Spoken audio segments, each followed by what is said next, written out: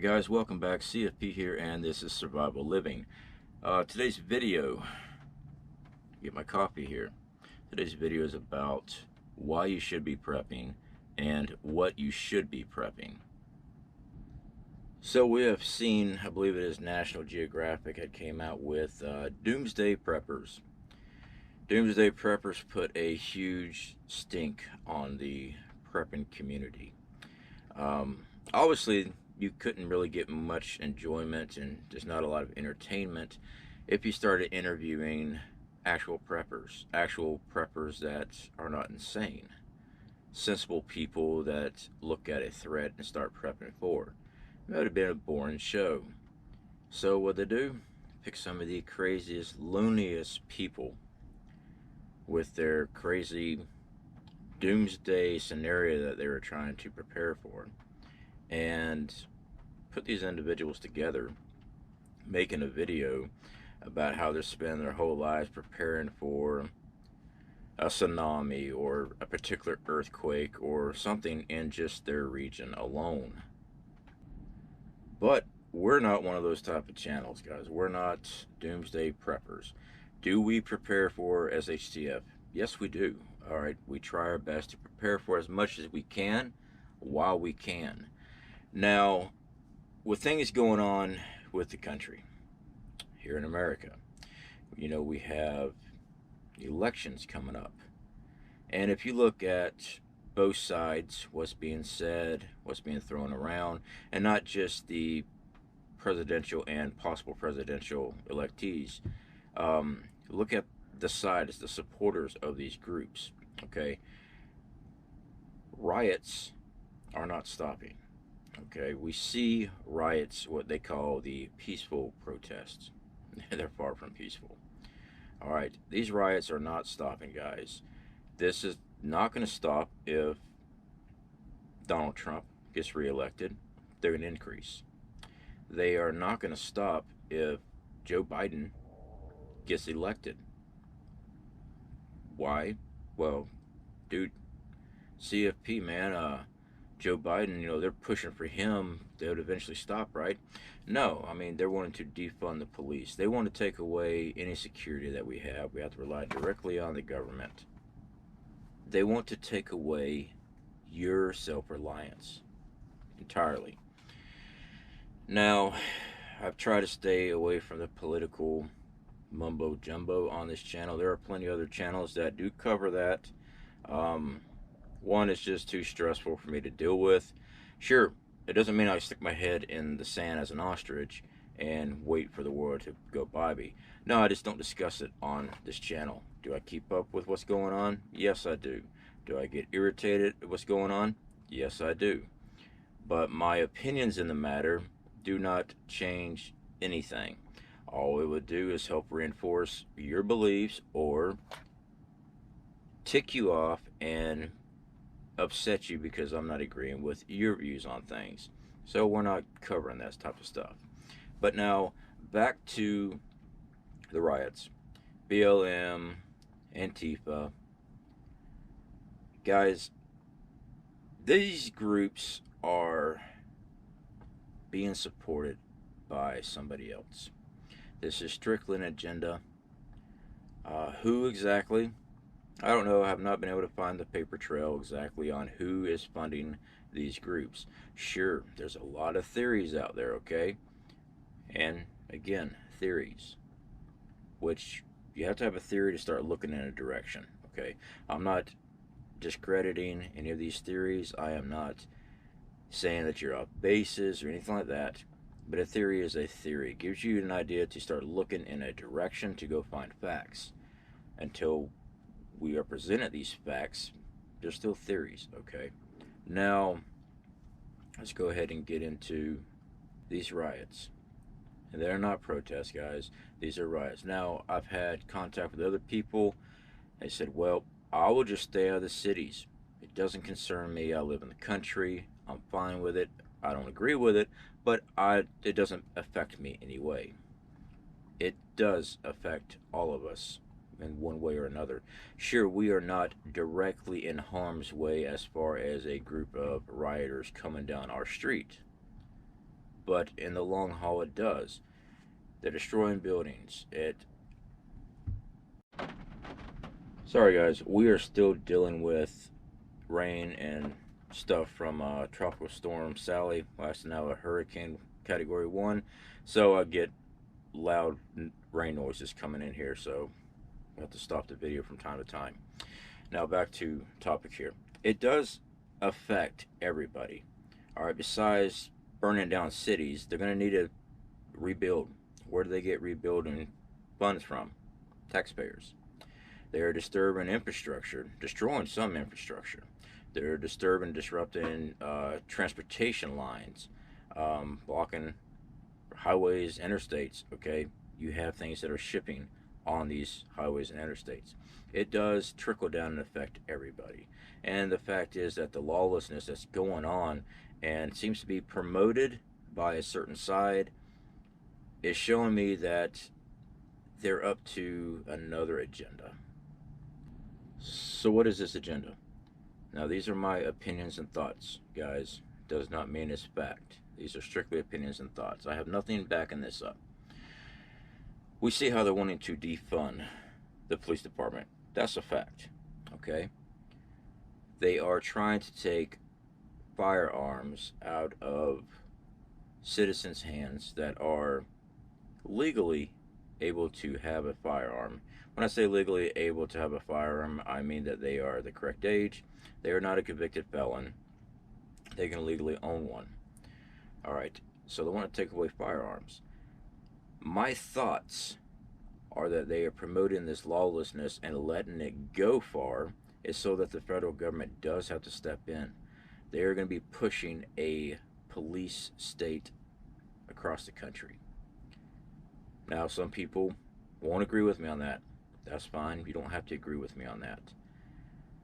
Watching how our rights are being taken away and pushed to the side over and over again, it's showing me that our personal rights, our Constitution, does not mean anything in these people's eyes. So that's just one scenario to be thinking about. The next is food. Food shortages. That is going to cause a lot more rioting, a lot more conflict between people and the state. Eventually, it will trickle down to people versus people. It won't be pointing at government officials saying, we need food, you have food, give us food. Eventually, it's going to be that there is no food, and they're going to be going house to house to get food. So this is something you should be preparing for. Something to be thinking about. Now, there's many ways that you prepare for these things. We will be discussing on these things here in just a moment. Earthquakes, hurricanes, other natural disasters. We're seeing an uptake in weather as far as destructive weather. We see more and more storms coming around. Now, there are plenty of thoughts, plenty of theories on why this is happening. I'm not here to discredit or make fun of any of those. One is the weather modification. Many believe that the governments of the world, not just America, has the ability to create and control weather. All right. Now, there is some documentations of projects that have been utilized in the past. So there is some facts to this. Now, is it complete fact? Well, I don't have that information, but it's something to think about. The next is our sun. We know that our solar cycles and stuff does affect weather here on Earth. And another theory possibility is the Planet X Nibiru, whatever it is that you want to call it. I don't have any experience on that, guys. It doesn't make any sense to me. Just because it doesn't make any sense to me does not mean it's not true. When it comes to some planetary system out of our solar system, whatever affecting the weather here on Earth, that is out of my control. Okay, so I really do not put much stock in Nibiru.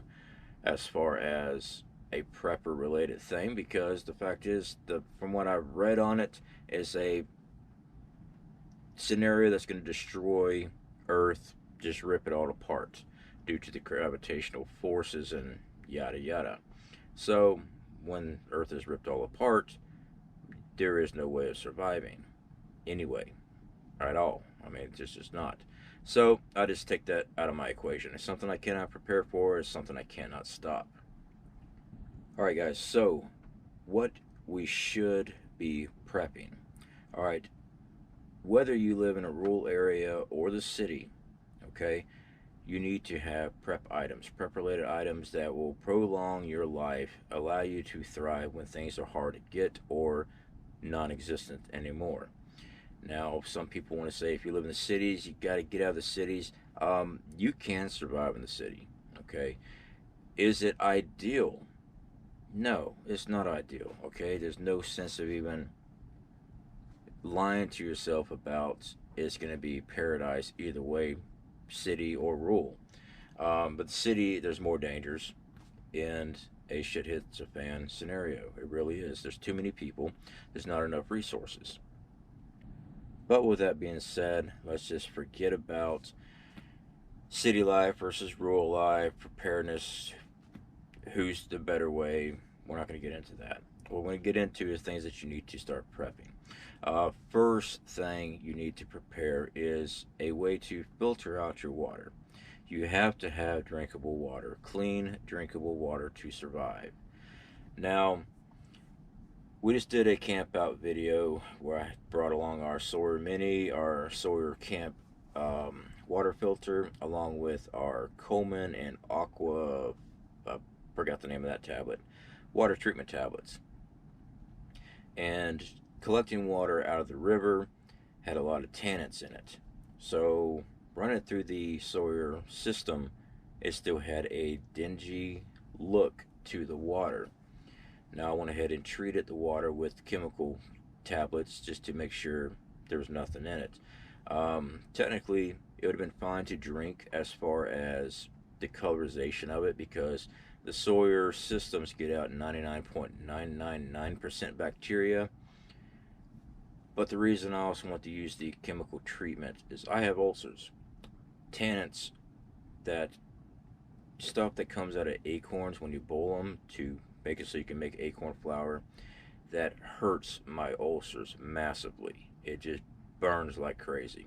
So chemically treating them was a better option for me. But you want to have some way of purifying your drinking water. Now, I do understand storing water is a good idea, but also know storing water takes up a lot of room and takes up a lot of weight area. Okay, you can't store a whole bunch of water if you're on the third floor of some older apartment building. Before too long, it's going to fall right through the ceiling, in my theory, because most places are just not built very well. Having some water on hand is a good idea, but you really need to work on having ways of capturing water, rain collectors, things like that. Those are items that you really should be looking into investing in some way of containing large amount of water. Even 55-gallon drums, they don't have, not the steel ones, they have the plastic ones. Having those, you can still fill those up, and now you have that much water for drinking. And not to mention, you also need water for cooking. You need water for bathing. You need water for sanitization. Using the restroom, you have to be able to have water to take care of these needs. Next up, guys, is food. I have done countless videos on storing food. Now, we are affiliate with a long-term food storage company, which is Legacy Foods. We're not going to be talking about that, though. We're going to be talking about your basic foods that you normally eat. This is what we call a normal rotational stock. I push everybody to at least get a year's supply of normal food. Every time you go to the grocery store, go ahead and buy a couple extra cans of whatever it is that you're buying. Get you a couple extra bags of pasta, rice, dried beans, things like that. It's not as expensive when you start buying just a few items extra a week. You're only looking at a couple extra dollars on your grocery bill. I do understand being tight on money, okay? Purchasing, basically rubbing two pennies together and hope that God you get a quarter out of it. I understand that. But putting money back, even if you only have $1 a week, okay, you take that $1, wait a month, then go to the store. Go to the dollar store, man. You get, sometimes you get a can for 50 cents, just depends on what the sale is. Most of the time, though, everything is $1. They're at the Dollar Tree, dollar store. You got three, depends on what state you're in, if they have sales tax on food. If they don't have sales tax on food, you got 4 cans of food, or 4 bags of beans, or 4 bags of rice for $4. That's food that you just put back. That is food that you have put back for you and your family in a time of need. And that food you just take back and you put away somewhere. Now when you start building a rotational stock, you always rotate out your stock, okay? So let's say that I've got 20 cans of Spam. Let's just go with Spam. You know, I'm always thinking about Spam. And I go to buy some more, I gotta make sure I go put it in the back end of my rotational stock. That way I can move all the older cans forward. And that rotational stock is what you eat out of, all right? Every time you go to the grocery store, you just make a larger pantry, is what you're really doing. You're making your normal foods that you usually buy and just put in the cupboard, but now you got to go to the grocery store every 3-4 days because you don't buy that much at one time, because you don't have, well, some people just don't have limited, you know, they have limited space. Go ahead and start making a long-term pantry. Look at it that way. If you don't want to look at it as a prepper closet, look at it as just one large pantry. All right, you know that you eat Spam. Well, if you eat Spam, prep what you eat what you prep. If you eat Spam, you know that you eat it so many times a week. All right, you know what your normal grocery list is. Start buying extra and keep adding, and eventually you'll have a year's supply of food. And before long, you'll be like, I remember when I only had like 2 cans of bean and a bag of rice. It will grow over time as long as you keep adding to it. Now, after you've got the year's supply of canned goods, dry goods, pastas, dried beans, rice, what we call staple foods, if you want to try to prep long term, if you think that your scenario is going to be more than just a year's supply of food, you think this scenario is going to be 10 years of pure SHTF, food's going to be hard to come by, go to the 2-year mark on that rotational stock. Now you have 2 years of food that you normally eat. As long as you have a way of keeping your climate controlled area, you can keep temperatures down so it's not 112 degrees wherever you got your food stored. If you have ways of doing that, we will talk about that too. You got 2 years supply of normal food and you did not break the bank. After your 2-year mark, I recommend start going into long-term food storages. Now, like I said, we are affiliated with Legacy Food Storage. They make freeze-dried preparedness food. I believe it's got 25-year shelf life on most of their items. Now, I have done videos before where me and the wife would cook it up and taste test everything. I like Legacy Foods. After the COVID scare that went everywhere, they went out of stock of food like that. Mountain House went out of stock of food. Wise. There's all kind of different companies, guys. You do not have to go strictly with Legacy Foods. I promote Legacy Foods because I like their food, I like their taste, I like their prices, and I'm affiliated with them. So every time someone purchases through them, yes, the channel does make money. So yes, I do talk about them. But I am not closed-minded in saying that you can only purchase Legacy Food to survive. There are countless other companies out there, okay? Mountain House makes a very good product. I do like the taste of Mountain House. Wise, I'm not as much a fan as Wise products. It's a taste thing. I'm just not much on it. But, you know, there's so many different companies out there, guys. But that's after you've already purchased your normal rotational stock. You can buy 2 years supply of food, normal rotational stock, as a fraction of a price as you would buy 2 years supply of long-term food storage. Okay, you're talking about a couple $100, well, about roughly $700 for 2 people for 2 years. canned goods, dry goods, it can be done. You try buying 6 months supply of long-term food storage, you're looking at $1,200 for 6 months. Now granted, that long-term food storage does last 25 years, but you see the difference in the price. It's just cheaper, it's smarter to go with a first prep item as far as your normal rotational stock, then move to your more expensive items. Oh, Augusta Farms, that's the other product I was going to talk about. They also make really great long-term food storage. I've eaten them many times. I do like a lot of their stuff. So there's plenty of options out there, guys. Now let's talk about power, okay? There's a lot of things in the news right now with EMPs. Everyone's running with stories, you know, it's possible there's an EMP attack coming to America come November. I'm feeling it's a rumor mill. Okay, do I believe that there is a possible threat of EMPs? Yes, I do. Do I believe that there's threats of coronal mass ejections? Absolutely. It happens many times. It's happened many times on Earth. It will happen again. Do I know the exact date when an EMP is going to hit? No, I don't. An EMP is electromagnetic pulse weapon. Okay, it's a high altitude nuclear explosion, and it rains down a certain type of electromagnetic pulse that fries all electrical. It destroys the infrastructure, your power grid, and then people are left with no power. All right, cars won't run. Well, I'll take that back. Some cars will run. Some cars are actually quite hardened from the factory. Your older cars, they definitely will run because they don't have all electronics in them. But when it comes to a car, whether, you know, let's just say that all cars will run, which we know they won't. How are you going to get fuel? All right, fuel is down in the ground inside those tanks. Do you have items in your preparedness gear to siphon out fuel?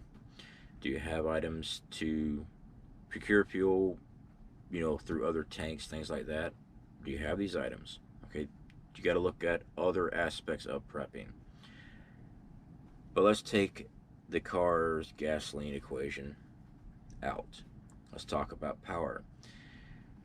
If the grid goes down, I live here in Florida currently. It gets horribly hot here. I mean, really, really bad. Elderly people that needs medical equipment to survive on, as far as respirators, things like that, they need electricity. Having solar, we have solar.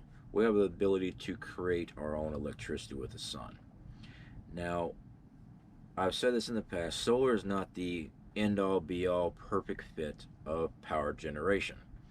It is very easy to set up, it is very reliable, and it is trouble-free for several years. Depends on what equipment you buy. But it is not entirely foolproof as far as dealing with nature. When we had that bad dust storm come over from Africa a few months back, and it swung in over Florida, Georgia, Alabama area, our draw for a couple of days was hardly, if any, power came through. The dust was refracting the UV lighting that we usually rely on to charge up. It was refracting that. We were not pulling anything out of the sun. Even though it looked sunny outside and it actually just looked overcast, usually our panels will still draw power even in an overcast situation. But whatever was in the air was refracting it. So we always hear here on preparedness channels, if a volcano was to go, the ash in the air, your solar panels won't be worth a crap. That is true during that time period.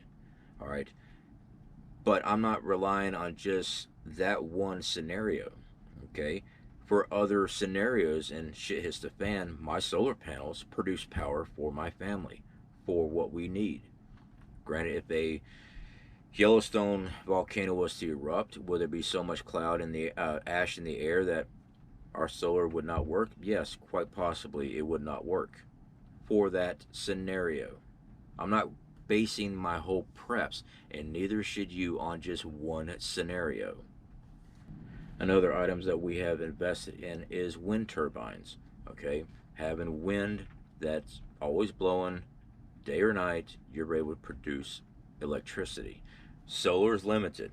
When it gets dark, when the sun's not hitting the solar panels, they're not producing power anymore. A wind turbine at night will still be creating power to redo your battery banks. Whatever it is that you're doing at night, you're using battery power, the wind turbine's helping add back into it. So having wind turbine is another smart investment. They do have wind turbines on the market. Amazon's got, that's where we bought ours. We got an 800-watt one for like $200, I believe it was. It was an investment, yes. $200 is a lot of money, but it's an investment, so I know we can produce power. And another prep item for power: generators. Okay, generators have been around for a very long time.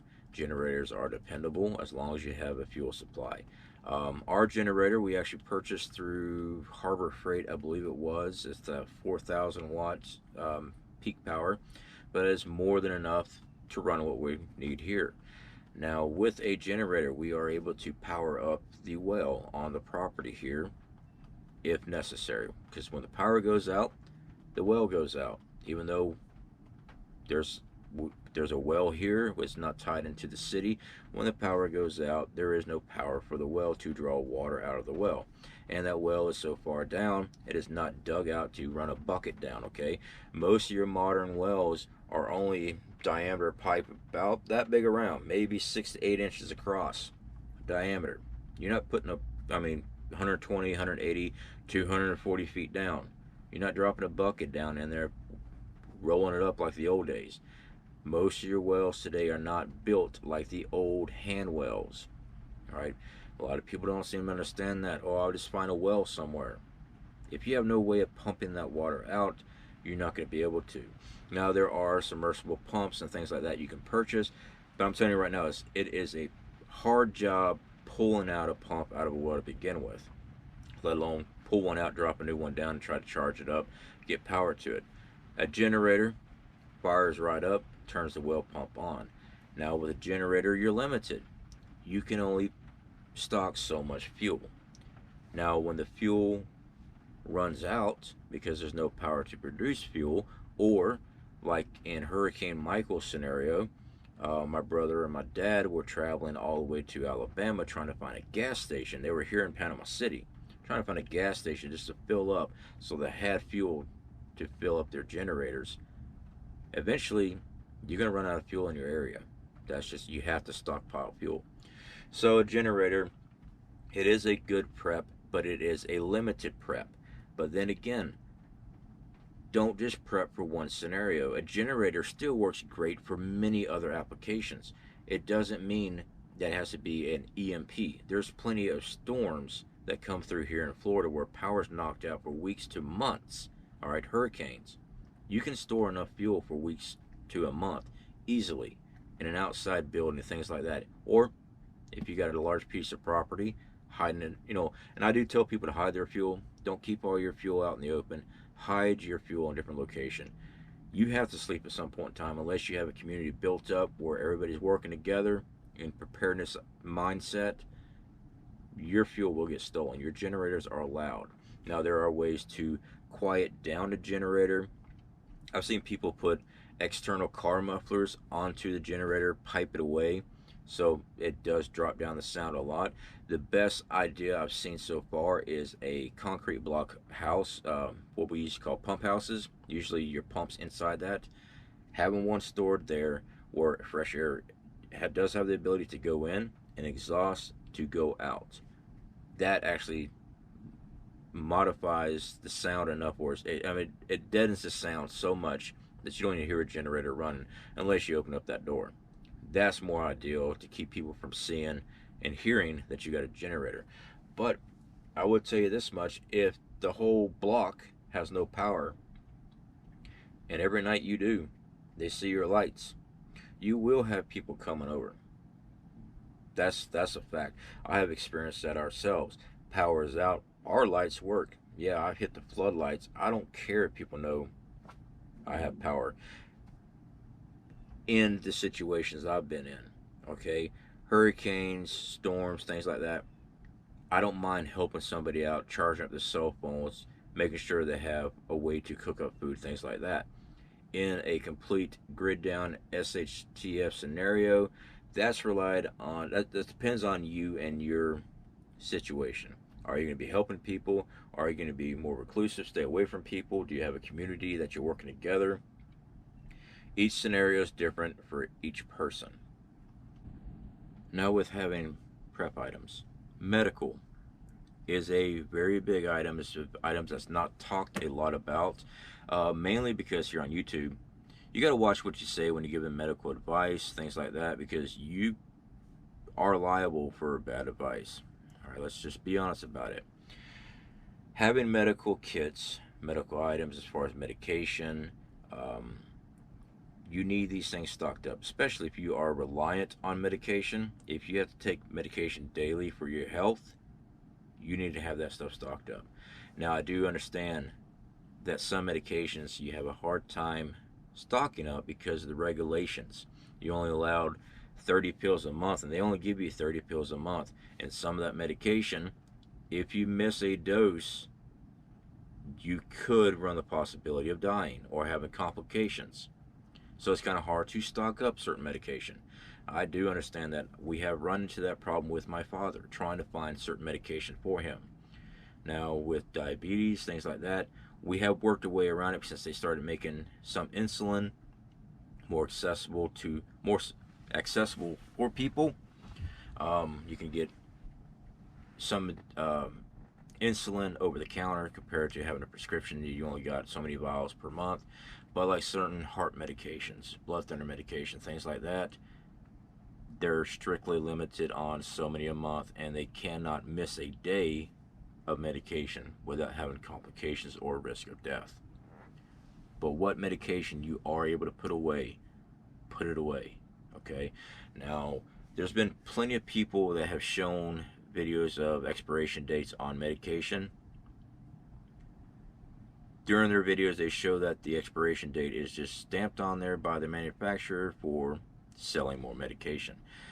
I believe Canadian Prepper did a video showing medication, the dates and stuff, and actually how long and effectiveness of that medication past certain dates. Medication lasts a very long time after certain dates, but some medication does not. Insulin for one. So certain pill form medications do last a very long time. And I highly recommend people to get like medical suture kits, things like that. Something that you can actually do mild surgery on. I'm not expecting everybody to be open heart surgeons or neuro brain surgeons or anything like that. Let's face it, if you're watching this, you're probably not one. But if you are, give me a call. I would like to have you on our team. But anyway, you need to skill yourself in basic suturing, basic first aid, ways of taking care of minor injuries that could turn to major health issues if you don't address certain things. All right, like if I split my arm wide open, I know how to seal that arm up. Now, when it comes down to if I hit an artery, yes, I know how to tie off that artery.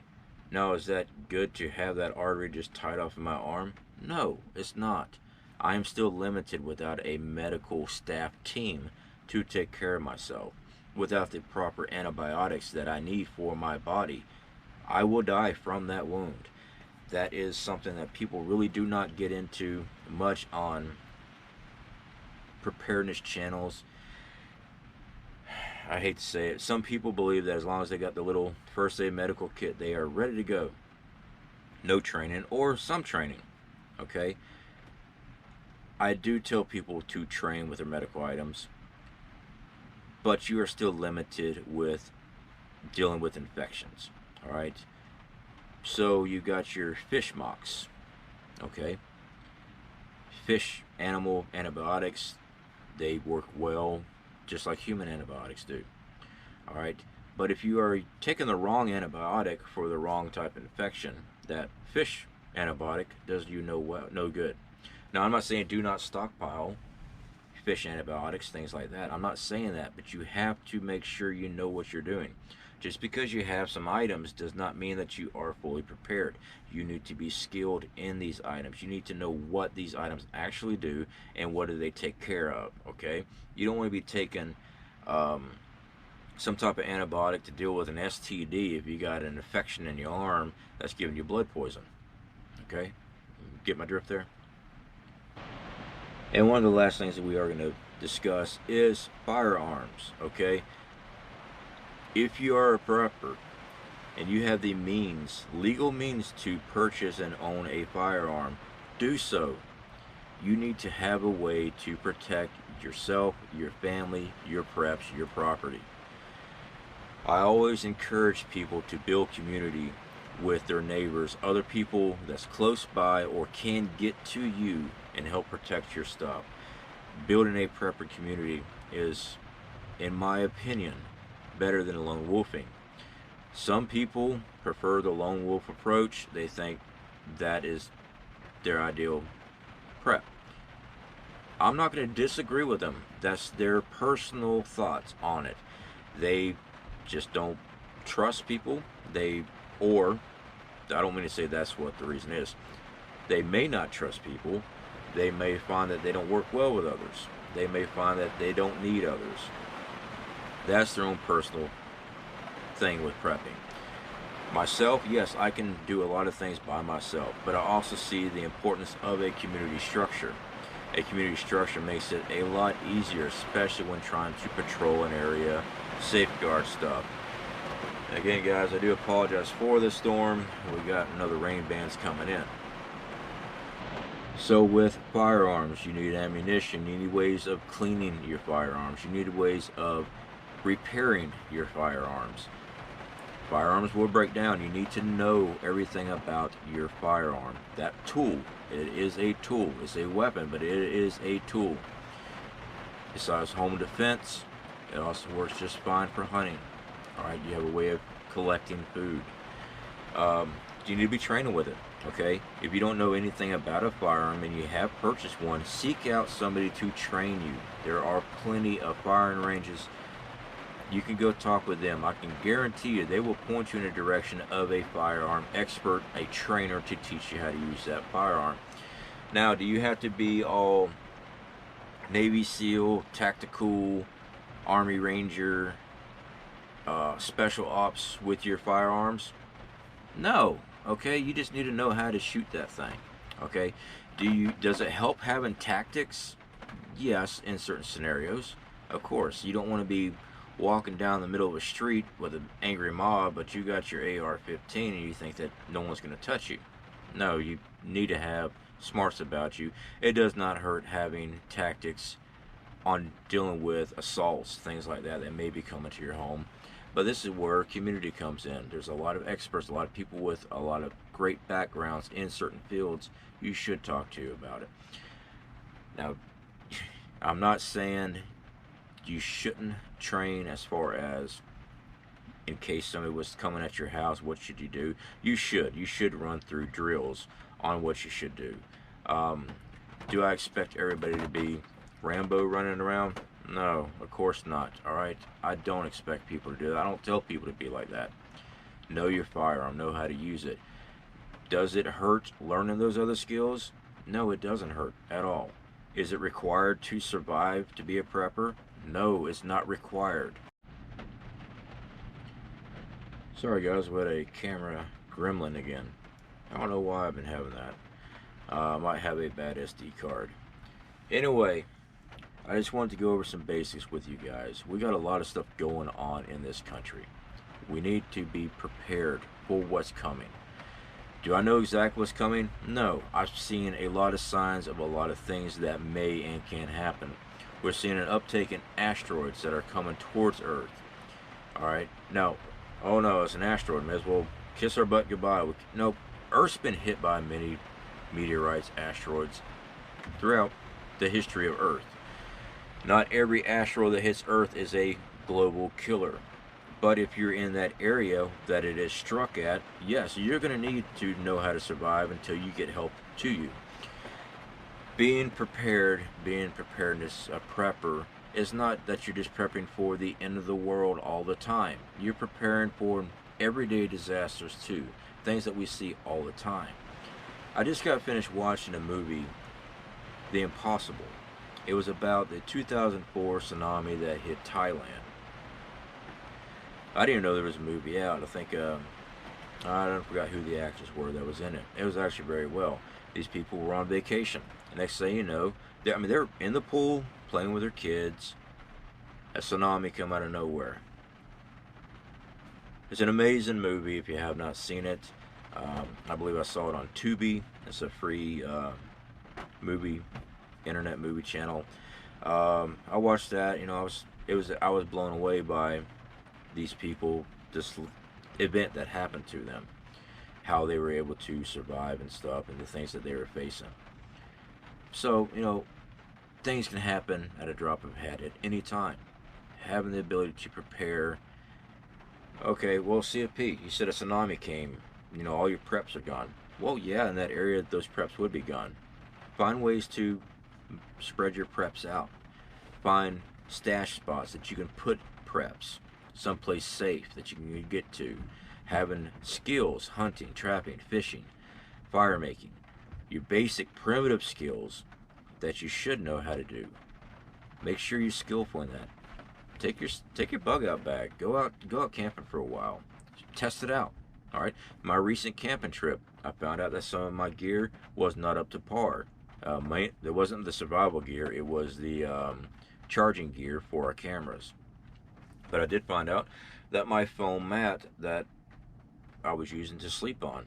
Yes, I'm almost 42 years old. I'm busted up. I'm sore. I hurt. Was not adequate enough for me to get a good sleep during night. So I'm going to be upgrading. Take that gear out, guys. Test your gear. Make sure you test out your gear. Do not be one of those that just goes and buys gear, put it away, run back over a couple days later, open up your doors, and just smile. Yeah, I'm prepared. Look at all that really cool stuff I've got. And you have not tested it out yet. It might be good quality equipment. Don't get me wrong there. It might be some of the best top-of-the-line equipment. But if you are not proficient enough in using that equipment when you need it, that is going to make a huge difference in your survival. Anyway, guys, definitely appreciate y'all hanging out with me today. And I will speak to y'all later. Y'all take care.